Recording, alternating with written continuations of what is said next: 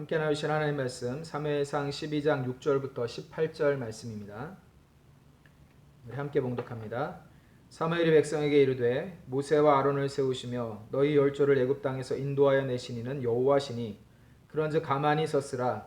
여호와께서 너희와 너희 열조에게 행하신 모든 의로운 일에 대하여 내가 여호와 앞에서 너희와 담론하리라. 야곱이 애굽에 들어간 후 너희 열조가 여호와께 부르짖음에 여호와께서 모세와 아론을 보내사 그 두 사람으로 너희 열조를 애굽에서 인도하여 내어 이곳에 거하게 하셨으나 그들이 그 하나님 여호와를 잊은지라. 여호와께서 그들을 하솔 군장 시스라의 손과 블레셋의 손과 모압 왕의 손에 붙이셨더니 그들이 치매 백성이 여호와께 부르짖어 가로되 우리가 여호와를 버리고 바알들과 아스다롯을 섬김으로 범죄하였나이다. 그러하오나 이제 우리를 원수들의 손에서 건져내소서. 그리하시면 우리가 주를 섬기겠나이다 하매 여호와께서 여룹바알과 베단과 입다와 나 사무엘을 보내사 너희를 너희 사방 원수의 손에서 건져내사 너희로 안전히 거하게 하셨거늘 너희가 암몬 자손의 왕 나하스의 너희를 치러 옴을 보고 너희 하나님 여호와께서는 너희의 왕이 되실지라도 너희가 내게 이르기를 아니라 우리를 다스릴 왕이 있어야 하겠다 하였도다. 이제 너희의 구한 왕 너희의 택한 왕을 보라. 여호와께서 너희 위에 왕을 세우셨느니라. 너희가 만일 여호와를 경외하여 그를 섬기며 그 목소리를 듣고 여호와의 명령을 거역하지 아니하며 또 너희와 너희를 다스리는 왕이 너희 하나님 여호와를 좇으면 좋으니라. 마는 너희가 만일 여호와의 목소리를 듣지 아니하고 여호와의 명령을 거역하면 여호와의 손이 너희의 열조를 치신 것 같이 너희를 치실 것이라. 너희는 이제 가만히 서서 여호와께서 너희 목전에 행하시는 이 큰 일을 보라. 오늘은 밀베는 때가 아니냐. 내가 여호와께 아뢰리니 여호와께서 우레와 비를 보내사 너희가 왕을 구한 일 곧 여호와의 목전에 범한 죄악이 큼을 너희로 밝히 알게 하시리라. 이에 사무엘이 여호와께 아뢰매 여호와께서 그날에 우레와 비를 보내시니 모든 백성이 여호와와 사무엘을 크게 두려워하니라. 아멘. 오늘 이 말씀을 가지고 여호와를 좇으면 좋으니라 라는 말씀으로 함께 하나님 말씀 나누도록 하겠습니다. 역사를 살펴보면 지혜롭고 훌륭한 지도자들은 역사의 흐름을 바꾼 그러한 사람들인 것을 보게 되죠. 또 반대로 어리석고 악한 지도자들은 역사에 큰 오점을 남기는 것을 보게 됩니다. 대표적으로 두 사람을 꼽을 수가 있을 겁니다. 윈스턴 처칠은 2차 세계전 당시에 영국을 위기 가운데서 구했던 그러한 지도자였습니다. 독일이 유럽을 침공을 해서 모든 나라들을 정복을 해나가고 이제 마지막으로 영국을 공격을 할 때에 많은 미사일을 쏘아보내고 또 많은 폭격기를 동원을 해서 영국의 대도시들, 런던을 비롯한 대도시들을 무차별적으로 폭격을 했어요. 그래서 온 나라가 쑥대밭이 되어가는 과정 가운데 영국 국민들은 마음에 크게 절망을 하고 낙담을 했죠. 공포에 사로잡혔습니다. 그때에 처칠은 라디오 연설을 통하여서 절망 가운데 있던 영국 국민들의 마음에 희망을 불어넣었습니다. 그리고 그들의 마음을 하나로 모아서 결국엔 그 전쟁을 계속할 수 있었고 마침내는 독일로부터 나라를 지켜내고 더 나아가서는 그 전쟁에서 승리하게 이끈 그러한 지도자가 바로 윈스턴 처칠이라고 하는 지도자입니다. 또 반대편에는 아돌프 히틀러라는 지도자가 있었죠. 독일 국민들의 전폭적인 지지를 받았던 사람입니다. 독일 게르만 민족이 세계 유일의 최고의 혈통의 그러한 민족이다라고 하는 것을 내세우면서 상대적으로 열등한 민족이라고 생각을 했던 유대인들을 600만 명이나 학살을 했던 그러한 사람이었죠.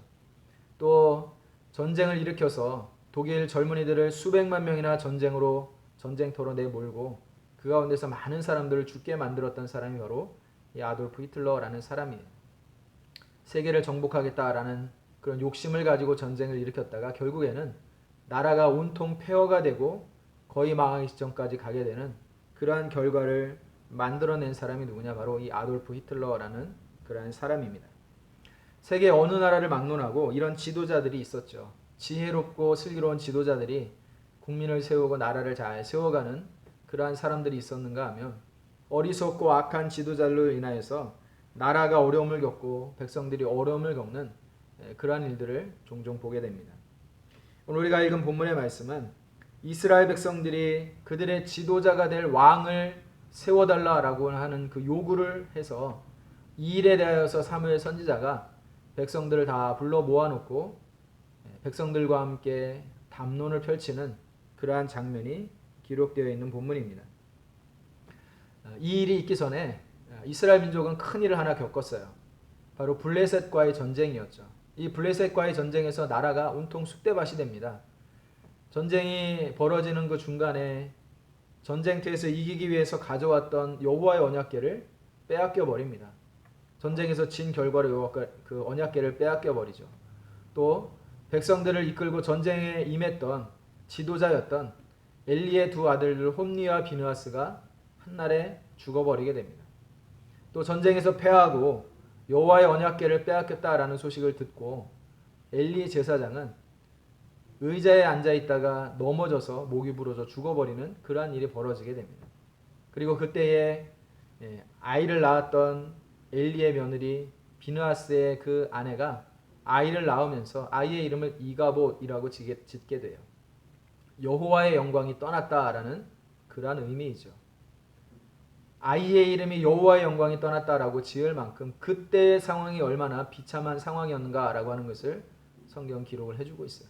그래서 이 전쟁을 인하여서 나라가 온통 쑥대밭이 되고 맙니다. 이 일이 있고 난 이후에 이제 사무엘이 사사의 그 직무를 위임받아서 나라를 다스리기 시작하면서 또 한 번 블레셋과의 전쟁이 벌어지게 돼요. 근데 그 전쟁에서는 하나님께서 여기까지 우리를 도우셨다라는 에벤에셀이라는 고백대로 이스라엘 백성들을 도우셔서 전쟁에서 이기게 하시죠. 그리고 그 전 전쟁에서 벌어졌던 그 결과로 말미암아 빼앗겼던 이스라엘의 모든 영토들을 거의 대부분 다시 회복하는 그러한 일이 벌어지게 됩니다. 그리고 사무엘이 나라를 다스리는 동안에는 나라에 평안함이 있었다라고 이야기를 하고 있어요. 그런데 그럼에도 불구하고 이스라엘 백성들이 사무엘 선지자를 찾아와가지고 요구를 하죠. 우리에게 왕을 세워달라. 우리에게 왕이 있어야 되겠다라고 요구를 하게 됩니다. 근데 이 일에 대하여서 사무엘이 그 일을 기뻐하지 아니하였고 또 하나님께서도 그 일을 기뻐하지 아니하셨다라고 성경은 이야기를 하고 있습니다. 장로들이 함께 모여 사무엘을 찾아와서 요구를 합니다. 우리도 열방과 같이 다른 민족과 같이 왕을 세워서 우리를 다스리게 하소서. 근데 이 요구를 듣고 사무엘이 기뻐하지 않았죠. 하나님께 찾아갑니다. 그리고 기도하죠. 그때에 하나님께서 사무엘에게 말씀을 하십니다. 백성들의 요구를 다 들어주어라. 그들이 너를 버림이 아니라 나를 버린 것이다. 나를 버려서 자기들의 왕이 되지 못하게 합니다. 내가 그들을 애굽에서 인도하여 낸 날부터 오늘날까지 그들이 모든 행사로 나를 버리고 다른 신들을 섬김과 같이 내게도 그것을 요구하는 것이다 라고 말씀을 하시면서 백성들의 요구를 들어주어라 라고 하나님이 말씀을 하시죠. 그래서 사무엘은 하나님께서 말씀하신 대로 백성들을 불러 모아놓고 왕의 제도가 이러이러한 것이다 라는 설명을 자세하게 들려줍니다. 그 자세한 설명을 듣고도 백성들이 여전히 우리에게는 왕이 필요하다라고 요구를 하게 되죠. 그래서 사무엘은 백성들 앞에서 이제 한번 이야기해보자라고 백성들을 모아놓고 이야기를 시작하는 것입니다. 왕을 세우는 문제에 대해서 하나님이 기뻐하시지 않는다라고 말씀을 하셨죠. 근데 하나님께서 왕을 세우는 것을 기뻐하시지 않은 이유를 이야기를 합니다. 그 이유는 두 가지가 있을 수 있어요.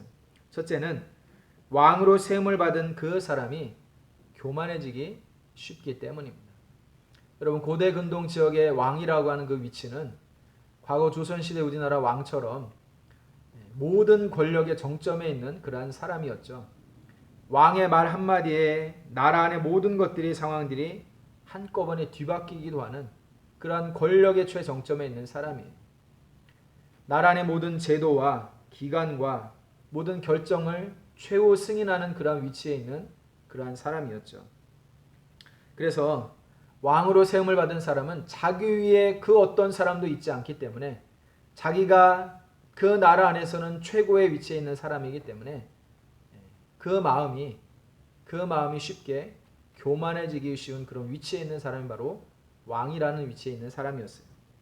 또 한 가지 왕을 세우는 문제에 대해서 하나님이 기뻐하시지 않으셨던 이유는 왕을 따르는 백성들이 어리석은 추종자들이 되기가 쉽기 때문입니다. 이 두 가지는 사람의 보편적인 심리가 작용이 되는 그러한 일들이에요. 왕은 스스로 최고의 위치에 있기 때문에 자기 밑에 모든 사람들을 마음대로 부리고 다스릴 수 있다라는 생각을 가지고 있기 때문에, 그래서 자기 위에는 아무도 없다라는 교만한 마음을 가지기 쉬운 그러한 사람이죠. 또한 왕을 따르는 백성들은 왕의 절대적인 권력 앞에 엎드릴 수밖에 없고, 또 그들 중에 선한 정치를 베푸는 왕으로 말미암아 살기가 편안하고 좋아지게 되면 왕을 추종하고 따르는 사람들이 생기게 되고, 그 중에는 맹목적인 추종자들도 생겨나기가 쉽기 때문입니다. 결국 이렇게 왕을 세움으로 인해서 왕도 스스로 교만해지고 왕을 따르는 백성들도 맹목적으로 바뀌게 되면 결국 왕 위에 하나님이 계시다라고 하는 그 사실을 잊어버리기가 쉽기 때문에 왕을 세우는 일에 대하여서 사무엘 선지자도 하나님도 기뻐하지 않았다라고 성경은 이야기를 하고 있어요. 사무엘이 왕을 요구하는 사람들에게 이야기를 시작을 합니다. 12장 6절의 말씀에 보면 사무엘이 백성에게 이르되 모세와 아론을 세우시며 너희 열조를 애굽 땅에서 인도하여 내신 이는 여호와시니라고 이야기를 합니다. 모세와 아론을 세우신 하나님, 그리고 이스라엘 백성들을 애굽에서 인도하여 내신 하나님이시다라고 말씀을 하고 있죠. 사무엘이 모세와 아론을 꺼내서 이야기를 시작한 이유가 있습니다. 이스라엘 백성들을 이끌 왕으로서 정말 강력한 힘을 가지고 카리스마를 가지고 권력을 가지고 이스라엘 백성들을 이끌 만한 그러한 힘 있는 그러한 사람을 원했던 것이죠. 여러분, 이스라엘 백성들은 모세를 이스라엘을 이끄는 가장 위대한 민족의 영웅이라고 그렇게 생각을 하고 있었어요. 가장 흠모하고 좋아하는 사람이고 민족의 영웅이자 지도자의 표범과 같은 모범과 같은 그러한 사람으로 생각하는 사람이 바로 모세라고 하는 사람이에요. 성경에 기록된 대로 모세는 지팡이를 손에 들고 휘두르면 온갖 기적을 행하고 또 대제국 애굽의 바로조차도 꼼짝 못하게 만들었던 그러한 사람이었죠. 강력한 카리스마를 가지고 이스라엘 백성들을 이끌었던 지도자였어요. 백성들이 요구하는 왕의 모습은 바로 이런 것이었을 거예요. 모세처럼 앞장서서 백성들을 이끌되 강력한 카리스마를 가지고 백성들을 이끌어내고 위대한 일을 해낼 수 있는 그러한 사람, 모세와 같은 그러한 왕, 이러한 왕을 백성들은 원했을 겁니다. 그래서 모든 지도자들의 모범이 되는 것 같은 그 모세를 예를 들어서 사무엘은 이야기를 시작을 하고 있죠. 사무엘은 말을 합니다. 오늘 성경 12장 6절의 말씀에 사무엘이 백성에게 이르되 모세와 아론을 세우시며 너희 열조를 애굽 땅에서 인도하여 내신 이는 여호와시니라고 분명하게 이야기를 하고 있어요. 이스라엘 백성들이 최고의 지도자, 영웅이다라고 이야기를 하고 그렇게 생각을 하는 모세를 예를 들어서 이야기를 시작을 하면서 모세가 일한 것이 아니라 하나님께서 일하셨다라고 이야기를 하고 있는 것이죠. 모세가 백성들을 애굽에서 이끌어낸 것이 아니라 여호와 하나님께서 그들을 이끌어내셨다라고 이야기를 시작을 하고 있어요. 하나님께서 사람을 세우셨다, 지도자를 세우셨다, 그리고 그 일을 하나님께서 하셨다라고 사무엘은 분명하게 기록을 하고 있는 것입니다. 뒤를 이어 사무엘은 6절부터 11절까지의 내용에서 반복적인 표현을 계속 하고 있어요. 반복적으로 표현하고 있는 그 내용들이 무엇이냐면 여호와께서라고 하는 표현이에요. 여호와께서 보내셨다, 여호와께서 세우셨다, 여호와께서 붙이셨다, 여호와께서 건지셨다라는 표현을 반복적으로 하고 있는 것을 보게 되죠. 이스라엘 백성들의 역사, 지금까지 이르는 그 이스라엘 백성들의 역사 가운데서 여호와께서 세우시고 여호와께서 보내시고 여호와께서 일하시고 여호와께서 건지셨다, 여호와께서 붙이셨다라고 하는 이 말을 반복적으로 사용하므로 하나님께서 일하셨다라고 하는 이 사실을 계속해서 강조를 하고 있는 것을 보게 되죠. 여러분, 이 세상에 많은 사람들이 있고 특별히 사람들을 이끌어가는 지도자들이 있습니다. 그런데 그 많은 지도자들은 대부분 그 지도자 개인의 능력과 그 사람의 그러한 그 능력이나 힘이나 이런 것들에 의해서 그 사람이 지도자로서의 역량을 발휘를 하는 것을 보게 되죠. 그리고 그 사람이 얼마나 뛰어난가, 얼마나 대단한가, 얼마나 지혜로운가, 얼마나 명철하고 명석한가, 얼마나 큰 힘과 능력을 발휘할 수 있는 그러한 사람인가 라고 하는 것에 기준을 맞춰서 그 사람이 훌륭한 지도자인지 그렇지 않은지를 사람들은 생각을 하고 판단을 하게 됩니다. 그런데 성경은 그렇게 이야기를 하고 있질 않아요. 성경은 지도자들이 세움을 받을 때에 그 지도자들이 일을 할 때에도 하나님께서 그 사람들을 세우셨다, 하나님께서 그 사람들을 세우시고 보내셨다 라고 표현을 하고 있죠. 그리고 그 사람들을 세우셨을지라도 그 사람들이 일을 해나가면서 백성들을 이끌어간다 할지라도 결국 그 일을 하시는 분은 누구냐? 여호와 하나님이시다라고 성경은 이야기를 하고 있는 것이죠. 그래서 사무엘은 이스라엘 백성들이 지금 왕을 요구를 하고 있는데 특별히 나라를 이끌어갈 강력한 힘을 가지고 권세를 가지고 카리스마를 가지고 백성들을 안정적으로 이끌고 지도할 그런 왕을 지금 요구를 하고 있는데 사무엘이 보기에는 이스라엘 백성들의 요구가 너무나 어리석은 거예요. 왜냐하면 지금 이까지의 이스라엘 백성들의 역사를 쭉 살펴보면 모세와 같이 대단한 힘을 가지고 권세와 능력을 가지고 카리스마를 가지고 이스라엘 백성들 그 민족을 이끌어왔던 모세조차도 하나님께서 그들을 세우셨고 그들이 일한 것이 아니라 여호와 하나님께서 일하셨다라고 하는 이야기를 들려주면서 결국 어떤 지도자가 이스라엘 백성들을 다스리고 이끈다 할지라도 결국 일하시는 분은 하나님이신 것을 이 백성들이 지금 전혀 알지 못한다라는 것을 지금 이야기하고 있는 것이죠. 사람들은 우리들을 이끌고 있는 지도자들을 종종 존경합니다. 또 때로는 흠모하고 따르게 되죠. 그 사람이 얼마나 대단한가, 얼마나 대단한 능력을 발휘하고 보여주는가라고 하는 것을 보면서 참 대단한 사람이다, 존경할 만한 사람이다, 흠모할 만한 사람이다 라고 생각을 하고 그 사람들을 따르게 되는 경우가 참 많이 있습니다. 그러나 성경에서 말하는 하나님의 사람들 이끌어가는, 하나님의 사람들을 지도하고 이끌어가는 사람들을 대하는 그 자세는 이런 세상의 사람들과 달라야 된다라고 이야기를 하고 있어요. 그 사람들이 아무리 능력을 발휘하고 대단한 모습을 보여준다 할지라도 결국은 하나님께서 일하시는 것이지 그 사람이 하는 것이 아니다라고 하는 것을 우리들에게 이야기를 해주고 있는 것이죠. 하나님께서 세우신다, 하나님께서 일하신다 라는 것을 우리가 기억을 해야 됩니다. 이 말씀을 통해서 사무엘은 이렇게 이야기를 들려주고 있는 거예요. 이스라엘 백성들에게 왕을 세웠을지라도 왕을 따르지 말라. 왕을 세울지라도 왕을 따르지 말라. 오직 여호와의 명령을 따르라. 여호와 하나님을 따르라 라고 말씀을 하고 있는 것입니다. 14절의 말씀에 너희가 만일 여호와를 경외하여 그를 섬기며 그 목소리를 듣고 여호와의 명령을 거역하지 아니하며 또 너희와 너희를 다스리는 왕이 너희 하나님 여호와를 좇으면 좋으니라마는, 이 말씀이 무슨 말씀입니까?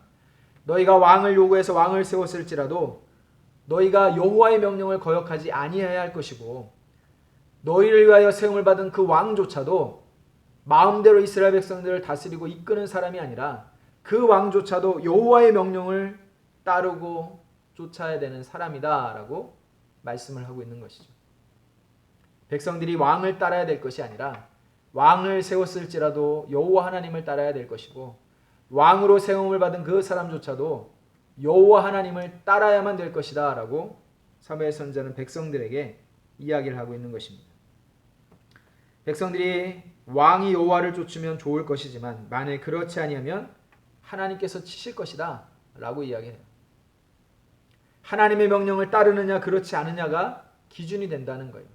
왕이 얼마나 훌륭한 사람이냐, 얼마나 능력 있는 사람이냐, 이스라엘 백성들을 얼마나 잘 이끌어갈 만한 그러한 힘 있는 사람이냐, 이것이 기준이 아니라 이스라엘 백성이든지 왕으로 세움을 받은 그 사람이든지 여호와의 명령을 따르느냐 그렇지 않느냐가 기준이 되어서 여호와의 명령을 따르게 되면 백성들의 삶을 하나님이 인도하시고 복을 주실 것이지만, 그러나 백성들이 여호와의 명령을 따르지 아니하고 왕으로 세움을 받은 그 사람이 여호와의 명령을 쫓지 아니하면 그러면 하나님께서 치실 것이다 라고 말씀을 하는 거예요.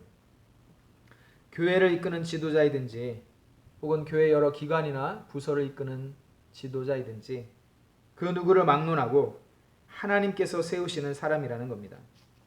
이는 곧 그들을 세우실 뿐만 아니라 그들을 통하여 일하시는 분도 하나님이시다라고 성경 말씀을 해주고 있는 것이죠. 그래서 우리가 특별히 교회 안에서 직분을 맡아서 일을 해나가는 사람들이 조심해야 되는 것이 있어요. 그것은 그 마음이 스스로 높아지지 않기를, 교만해지지 않기를 조심하고 경계해야 되는 것입니다. 일을 하다 보면 참 일을 잘한다라고 인정을 받기 시작하게 됩니다.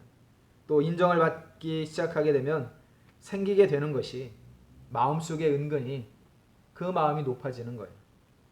교회에서 중요한 일들을 맡아서 처리하는 자리에서 있을수록 가지게 되는 것이 스스로 마음이 높아지게 되는 것입니다. 그래서 내가 이처럼 중요한 일들을 하고 또 교회에서 없어서는 안 되는 사람이라는 생각을 하기 시작을 하면 그 일을 하면서 은연중에 자기의 그 위치를 자꾸만 확인을 하게 되죠.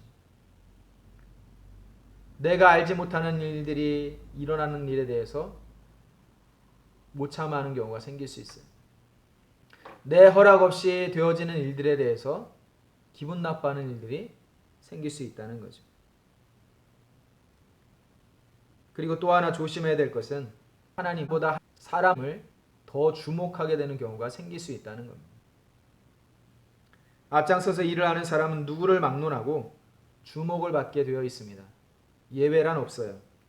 잘한다고 또 능력이 있다고 인정을 받기 시작하면 그 사람 스스로도 마음이 높아질 뿐만 아니라 그 사람을 바라보는 사람들도 일하게 하신 하나님보다 일하는 그 사람을 더 주목하기가 쉽게 된다는 거예요. 교회에서 종종 그런 일들이 있죠. 우리 교회 같은 경우는 그런 일들이 아마 있지는 않을 것 같은데 대형 교회들 보면 그런 일들이 많이 있어요. 큰 교회에 보면 음악을 전공한 사람들이 굉장히 많이 있죠. 대학의 뭐 교수라든지 음악을 전공하는 그러한 사람들이 많이 있어요. 그런데 그러한 사람들이 큰 교회에서는 줄을 서서 특송을 하려고 그렇게 원한다는 겁니다. 근데 그러한 사람들이 특송을 부를 때에 때로는 그 찬송이 하나님께 영광을 돌리는 것이 아니라 하나님의 영광을 가리게 되는 경우가 더 많이 있는 것을 보게 돼요. 그럼 음악을 전공했어요. 성악을 전공했든 뭐 노래를 전공을 했든 그런 전공한 사람들이 찬양을 하게 되면 그것이 얼마나 잘하는 찬양이겠습니까? 저같이 아주 평범하고 보통 사람이 부르는 찬양과는 비교도 할 수 없을 정도로 대단한 울림이 있는 그런 찬양이겠죠. 기교나 소리나 목소리나 이런 것들이 대단할 거예요. 그런데 그렇게 찬송을 부를 때에 그 모습을 보면서 많은 사람들이 찬송을 듣고 그 찬송으로 하나님께 영광을 돌리려고 하기보다는 그 사람이 얼마나 찬양을 대단하게 잘하는가, 노래를 얼마나 잘하는가 라고 하는 것에 관심을 갖기 시작하는 경우가 있는 것을 보게 되죠. 저도 교회에서 종종 그런 일들을 보게 됐어요. 특별히 이제 음악을 하시는 분들 또 뭐 노래를 성악을 전공을 하시는 분들 보면 가끔씩 교회 안에서 이제 하나님이 자기에게 주신 그 목소리를 가지고 그 달란트를 가지고 하나님께 찬송을 드리게 되잖아요. 근데 드리는 그 자리에 나올 때의 모습이 사실 별로 은혜롭지 않은 경우가 있는 것을 보게 돼요. 그럼 교회에서 찬송하고 특송을 할 때에 나와서 찬송을 부르는 그 사람이 얼마나 조심스러워야 하는가라는 것을 종종 느끼게 되는데 가끔씩 보면 그런 분들이 있어요.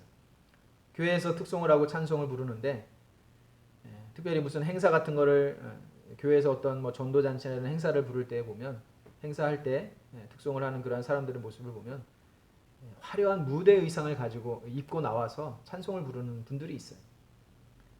우리 특별히 여성분들이 뭐 발표회나 음악회나 이런 것들을 할 때 무대 의상을 입고 나올 때 보면 뭐 이렇게 화려하잖아요. 이렇게 좀 가슴도 좀 패이고 어깨선도 없고 반짝반짝거리는 화려한 의상을 입고 교회 앞에 나와서 사람들 앞에 성도들 앞에 나와서 찬송을 부르는 그러한 분들의 모습을 보게 됩니다. 여러분 그런데 그 자리가 사실은 보기가 불편한 경우가 있어요. 화려한 의상을 입고 보기 좀 불편한 그런 의상을 입고 나와서 찬송을 부르죠. 노래는 정말 잘해요. 전공을 했으니까 얼마나 잘하겠어요. 노래 참 잘하는데 그 모습 자체가 굉장히 좀 보기가 불편하고 거북스러운 그런 경우가 종종 있더라는 거죠. 과연 그 자리가 하나님께만 온전히 영광을 돌리는 그러한 찬송의 자리, 찬양의 자리가 되는가? 아니면 찬양을 부르러 나온 그 사람이 지나치게 주목을 받는 자리가 되는가라는 것을 생각할 때가 있다는 것입니다. 여러분 우리가 신앙생활 하면서 참 조심해야 될 것들이 여러 가지가 있는데 이러한 것들이 있을 수 있어요. 사실 목사도 예외일 수 없습니다. 목사는 오히려 이러한 부분에서 훨씬 더 조심하고 경계를 해야 되는 그러한 사람이죠. 여러분 성도들이 예배가 끝나고 난 뒤에 목사님 설교 은혜 받았습니다 라는 이야기를 종종 하게 되죠. 그런데 이 이야기가 목사 개인에게는 그렇게 득이 되지 않는 경우가 많이 있어요. 오히려 이 일들로 인하여서 손해를 보는 경우가 있죠. 설교를 듣고 나서 은혜 받았습니다 라는 이야기는 결국 설교를 잘하셨습니다 라는 그런 이야기를 들리게 됩니다. 그러면 내가 설교를 잘했나 보다 라는 생각을 하게 되고 더 잘해야 되겠다 라는 생각을 하게 되죠. 그리고 설교의 내용을 어떻게 구성을 할 것인지 어떤 단어를 선택을 할 것인지를 고민을 하고 또 어떻게 표현을 해야 성도들의 마음을 감동시킬 수 있을까라는 생각들을 자꾸 하게 되고 그렇게 하게 되다 보면 설교자에게 가장 우선이 되고 중요한 것들을 종종 잊어버리는 경우가 있을 수 있어요. 말씀을 전할 때에 성령 하나님께서 각 사람의 마음에 그 말씀을 듣게 하시고 감동을 시키시고 역사하셔서 그 말씀이 각 사람들의 마음에 적용이 되게 하시고 그 말씀을 듣고 깨닫게 하시고 또 결단하게 하시는 그러한 하나님의 역사하심과 인도하심을 구해야 되는데 이것을 위하여서 기도하고 엎드리기보다 자꾸만 인간적인 수단과 방법을 찾게 되는 경우가 많이 있다는 것이죠. 여러분 성경에 보면 설교의 모범이라고 할 만한 그러한 설교가 나와요. 등장을 해요. 그게 어떤 거냐면 스데반 집사가 사람들로부터 돌에 맞아 죽기 직전에 이스라엘 백성들 앞에서 유대인들 앞에서 했던 그 내용이 바로 설교죠. 근데 그 설교의 내용을 가만히 보면 어떤 예화나 이런 것도 들어있지 않고 사람들의 마음을 감동시킬 만한 어떤 이야기가 거기에 있지 않아요. 오히려 그 내용은 과거에서부터 지금에 이르기까지 하나님께서 어떠한 일들을 이루어 오셨는가 역사의 이야기들을 쭉 나열을 합니다. 예수님에 이르기까지 족장시대부터 쭉 시작을 해가지고 하나님께서 이스라엘 백성들의 역사 가운데 어떤 일들이 있게 하셨는가라는 내용들을 쭉 열거를 하고 예수님께서 오셔서 약속대로 우리들을 위해 십자가 달려 죽으셨다. 그리고 우리는 예수 그리스도를 구주로 대하지 않고 십자가에 못 박아 죽였다. 라고 하는 그 이야기들을 쭉 사람들 앞에서 이야기를 합니다. 그때 사람들 중에는 귀를 막고 돌을 들어 스데반을 향하여 돌을 던졌던 사람들이 있었다라고 이야기해요. 감동을 준 것이 아니라 마음에 강력하게 역사를 했죠. 하나님께서 그들의 마음을 강력하게 역사를 해서 그 마음에 부딪히게 했습니다. 여러분 설교란 이런 것이다 라고 성경은 이야기를 하고 있죠. 감동을 주었고 듣기에 좋은 그런 것이 설교가 아니라 때로는 사람들의 마음을 굉장히 후벼 파는 그래서 듣기 싫을 정도로 그래서 귀를 막을 정도로 그러한 이야기까지도 듣게 하시는 것 이것이 바로 설교다라고 성경은 말씀을 하고 있습니다. 사람들의 인기를 얻기 위해서 사람들의 마음을 얻기 위해서 하는 것이 아니다라고 말씀을 하고 있죠. 여러분 이런 것이다라고 말씀을 합니다. 저와 여러분들 모두가 오늘 성경의 말씀을 통하여서 이스라엘 백성들이 왕을 요구하였다. 그리고 이 왕을 요구한 것이 하나님이 기뻐하시지 않는 일이었다라고 하는 것을 주의 깊게 살펴보면서 우리도 우리의 눈에 좋아 보이는 그 어떤 것들로 하나님의 자리를 대신하고자 하는 그런 마음이 없기를 소원합니다. 이스라엘 백성들의 눈에는 왕이라고 하는 이 사람이 보이지 않는 하나님을 대신하고 또 하나님이 세우신 사사라고 하는 또 제사장의 역할을 감당했던 그 사람들의 위치를 대신할 수 있는, 대신할 만한 너무나 좋아 보이는 그러한 사람이었다라고 생각을 하고 있었어요. 왕이 세움을 받으면, 우리를 위하여 왕을 세우면 이 모든 일들을 잘 이끌어갈 것이라 그렇게 여겼습니다. 그래서 왕을 세워달라라고 요구를 했죠. 그들의 요구는 결국 진정한 왕이신 하나님을 저버리는 것이다 라고 사무엘 선지자는 경고를 하고 있어요.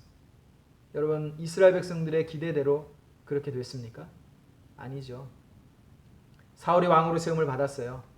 백성들 중에 머리 하나는 더 클 정도로 건장한 체격의 사울이 왕이 되었습니다.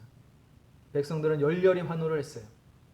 사울이 왕이 되었으니 이제 이 나라를, 이 백성들을 잘 이끌 것이다 라고 기대했죠. 그런데 또다시 블레셋과의 전쟁이 벌어졌을 때 어떤 일이 일어났습니까? 이스라엘 백성들 중 그 누구도, 심지어는 백성들보다 머리 하나는 더 컸던 건장한 척에게 사울 왕도 블레셋의 골리앗 앞에 두려워서 나서지 못하였다라고 이야기를 합니다. 그리고 그때에 골리앗 앞에 나섰던 사람은 시골에 이름 없는 작은 양을 치던 소년이었다라고 이야기해요. 근데 그 양을 치던 소년 다윗이 여호와 하나님을 의지하고 만군의 여호와의 이름을 가지고 나아갔을 때에 아무도 나서지 못하고 두려워 떨던 그 골리앗을 물리쳤다라고 말씀을 하고 있죠. 여러분, 사람이 중요한 것이 아니었다는 거예요. 그 사람이 얼마나 대단한 능력을 가졌느냐, 얼마나 대단한 사람이냐, 이것이 중요한 것이 아니었다라고 성경은 말씀을 하고 있죠. 그것이 아니라 그 사람이 얼마나 여호와 하나님을 신뢰하는 사람이었는가 라는 것이 중요했다라고 성경은 말씀을 하고 있어요. 능하신 하나님, 일하시는 하나님, 역사하시는 그 하나님을 얼마나 신뢰하고 믿는 신실한 믿음을 가진 사람이었느냐, 이것이 중요했지 그 사람이 얼마나 대단한 능력을 가진 사람이냐가 중요하지 않았다라고 성경은 말씀을 하고 있죠. 하나님은 그런 하나님이시다라고 이야기를 합니다. 내가 얼마나 대단한 사람이냐, 내가 얼마나 능력을 가진 사람이냐, 이것이 중요한 것이 아니라 내가 얼마나 하나님을 신뢰하고 하나님을 의지하는가, 하나님을 따르고 믿음으로 하나님 말씀에 순종하는 사람인가 라고 하는 것이, 그것이 더 중요하다라고 성경은 말씀을 하고 있는 것입니다. 그래서 우리 엘림교회 모든 성도님들은 각자가 하나님께서 나를 들어 사용하신다, 나를 통해 일하신다라고 하는 이 믿음을 가지고 나를 통해 일하시는 그 하나님을 온전히 믿고 따르고 그 말씀에 순종하며 살아갈 수 있는 믿음의 사람들이 되시기를 주님의 이름으로 축복합니다. 뿐만 아니라 그 누구를 통하여서 일을 하시든지, 그 사람이 아무리 대단하여서 인정을 받고 칭찬을 듣는 사람이든지, 그 사람을 주목하는 것이 아니라 그 사람을 세워서 일하게 하시는 하나님을 주목하며 살아갈 수 있는 우리 엘림교회 모든 성도님들이 될 수 있기를 주님의 이름으로 축복합니다. 기도하겠습니다. 하나님 아버지, 은혜를 감사합니다. 이스라엘 백성들이 왕을 요구하였을 때에 사무엘 선지자와 하나님께서 이 일에 대하여서 악한 일이라고, 또 그들이 범죄함이라고 말씀을 하신 것은 진정한 왕이신 하나님을 따르지 아니하고 사람을 왕으로 세우고 그 사람을 따르고자 했던 이스라엘 백성들의 어리석음 때문이었다라고 말씀을 합니다. 하나님 아버지, 우리 엘림교회 모든 성도님들이 하나님 앞에서 믿음을 가지고 살아갈 수 있도록 인도하여 주시되, 특별히 사람을 주목하는 사람들이 아니라 오직 하나님을 주목하고 하나님을 따르고 순종하며 나아가는 믿음의 사람들이 될 수 있도록 인도하여 주시옵소서. 세움을 받은 자들은 아무리 인정을 받는다 할지라도 그 마음이 높아지지 않게 하시고 교만하지 않게 하시고 오직 나를 통하여 일하게 하시는 그 하나님 앞에 겸손할 수 있도록 인도하여 주시옵소서. 또한 우리 모두가 사람을 주목하지 아니하고 하나님만을 따르고 하나님께만 영광을 돌리며 살아갈 수 있는 그 믿음을 가지고 살아갈 수 있도록 인도하여 주시옵소서. 감사를 드리며 예수님의 이름으로 기도드렸습니다. 아멘.